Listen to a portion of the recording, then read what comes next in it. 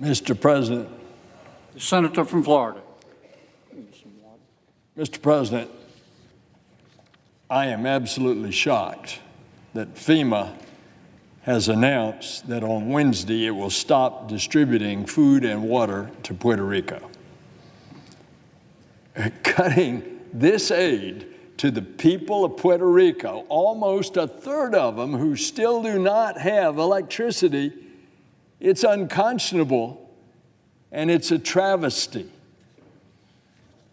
I urge the administration to reverse this disastrous decision immediately and to continue providing the people of Puerto Rico with the help that they need as they are trying to recover from two disastrous hurricanes. This senator has been on the floor over and over again saying the needs, the desperate needs. But here I am again to remind our colleagues, Puerto Ricans are American citizens. They're just like the people of any state, including the states of Kentucky and of Texas and of Wyoming and so many of the other states where it might be forgotten. They are our fellow countrymen, and they deserve the same care and protection that we would provide any other citizens in time of need. They have supplied some of the greatest warriors of our United States military in World War I, World War II, Korea, and on up to the present. If the people of any other state were being neglected like the people of Puerto Rico have been in the wake of this storm, there would be an absolute outrage in this Senate. The people of Puerto Rico need help, but they're not the only ones. Millions of people were affected by the storms that hit last year. My state of Florida, Texas, of course, the Virgin Islands, the U.S. Virgin Islands, and Puerto Rico, and now the wildfires in California. And right now, many of them are desperately waiting to act on a disaster supplemental package to help them recover. We're trying to pass that, and it keeps getting shuffled off to the future. We're trying to add to that supplemental the necessary disaster aid that is needed in agriculture, and particularly the citrus industry in Florida.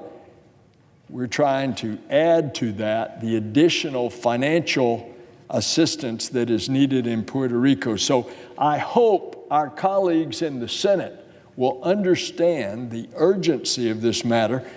We can't keep pushing this off down into the future. The need to act is now. Mr. President, I just want to say in addition that in Florida, people are struggling. We should not neglect what is happening on the mainland. It's true in Texas, it's true in California, it's true in Florida, and it's true in the islands. The storms destroyed homes and damaged apartments all around Florida. But we haven't seen any real attempt to address the housing needs of hurricane victims in the state. And by the way, including those coming to Florida from Puerto Rico. Florida got about $600 million out of the $7.4 billion that was made available in the CDBG DR in the September supplemental. What percentage is that of $7.4 billion? It's well less than 10%. defies comprehension. Florida was one of the places hardest hit last year. The hurricane, Irma, it virtually covered up the entire peninsula of Florida. It wreaked havoc all across the state. And add to that the after effects of Hurricane Maria, with thousands fleeing Puerto Rico to Florida. And we've got a real situation, a housing crisis on our hands. $600 million to help those left bare by two of the most devastating storms to hit the country in decades. That's a drop in the bucket. We should be able to get people the help they need in the time they need it. And now is required. Not a year later, not 6 months later, now. Schools in Florida have been stretched thin, now having enrolled nearly 12,000 students who evacuated Puerto Rico and the U.S. Virgin Islands. Every child has a right to a quality education, but the school systems can't do it on their own, not after a natural disaster. Dealing with such a large influx of students in a short period requires extra resources. Now, the House has passed a package that includes $2.9 billion for education funding. We desperately need it. But schools and students need this aid now. We can't keep kicking the can down the road. Their education can't wait. You can't keep relying on teachers to go out and get the extra supplies for them. And I mentioned our citrus growers. You know, the industry is already devastated with a bacteria called greening that when it gets into the phloem or the sap of the tree, it kills the tree in 5 years. We're not going to have a citrus industry if we can't find the cure for that. But then on top of that, with additional extra care of the groves, they were able to nurture back a crop. And here's all this crop of oranges and grapefruit on the trees, and along comes Irma. And in some groves, not only was 100% of the crop blown off the trees, but trees were uprooted. That's why we desperately need the money to clean up and replant.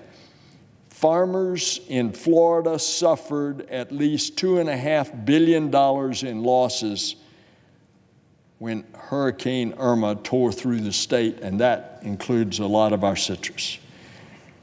Citrus alone experienced $760 million in losses. That's on top of the difficulties that they are having already with the bacteria. The USDA is only estimating Florida growers will harvest 46 million boxes this season. Get this, 46 million this season. 10 years ago, it was 203 million boxes harvested of citrus. A decade before that, it was 244 million boxes of oranges. For months, our farmers have been told to wait their turn. Some of them are going bankrupt. They've waited long enough. They need the help now. We just have to act on this disaster bill.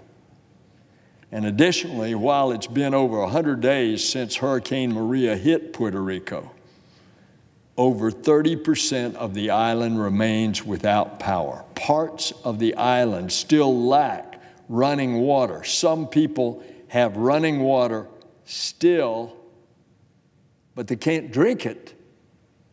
They have to boil it. When I was there in the little mountain town of Utuado, the source of water about 2 weeks after the hurricane, with the roads cut off, the only source of outside help was by helicopter. The running water that they had was from a pipe that was coming out of the mountain water draining down. I don't want to mince words here. We have a full-blown humanitarian crisis in Puerto Rico right now. My colleague, Marco Rubio from Florida, has been there also, and he's here to testify to the same thing. As a result, recent estimates suggest over 300,000 Puerto Ricans may have moved to Florida. Some are fortunate enough to move in with relatives, but others are living in motels that line the I-4 corridor. Some are living out of their cars. This is absolutely heartbreaking. How can we fail fellow American citizens like this? And yet, given the current situation, the administration thinks now, today, that it's the appropriate time to cut off food and water for the people of Puerto Rico. There's no common sense here. FEMA needs to continue to provide food and water to the island until, at very least, all of the island has access to potable water and electricity.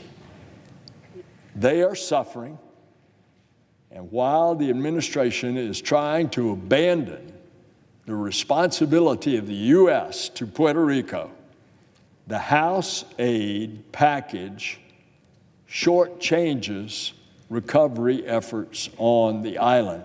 We must enhance it in the Senate package. For instance, it fails to address the current Medicaid crisis, just a month away. If nothing is done, Puerto Rico's Medicaid program is going to run out of money. Congress must act. Otherwise, over 1 million U.S. citizens will be denied health care coverage when they need it the most. It's been over a month since the House passed the disaster bill. We haven't seen any action. The longer we wait, the more people suffer.